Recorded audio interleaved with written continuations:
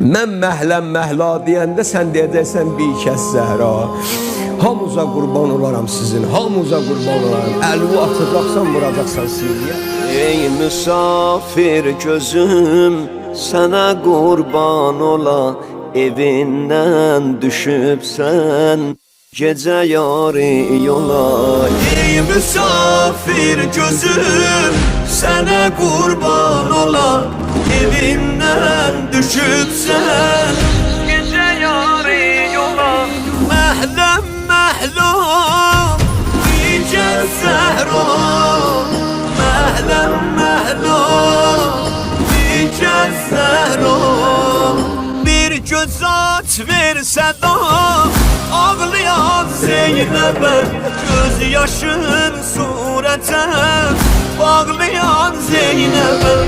Əxdi tabutünün dalısı çaqasan, qarəni başına bağlayan Zeynəbə.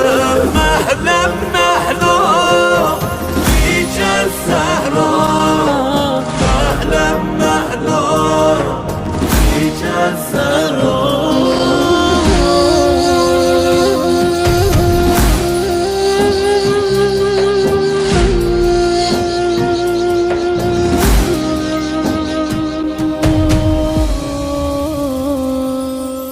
Boyu hicranıvi balalar aldılar.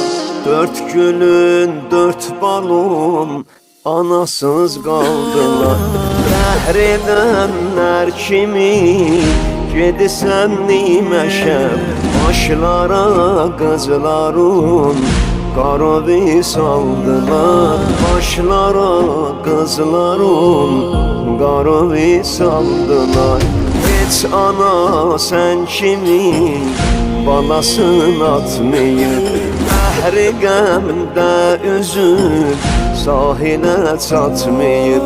Sən əli ömrünün biz batan mahisən, ayda sən tək bilən qüssəli batmayıb. Sən mənim qəlbimin qırılan tarisən, sən mənim ömrümün bağının barisən. Niyə qoydun məni kömək Fatimə, Heydərin həmdəmin yaralı yarisən. Məhləm məhlum, necə Zəhra. Məhləm məhlum, necə Zəhra.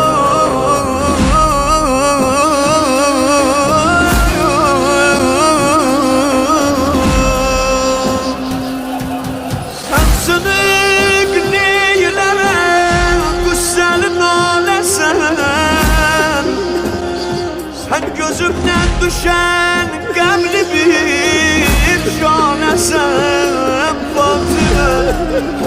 Sən ucatdın məni, sən qucatdın məni. Ömrümün fəslinə tez olan laləsən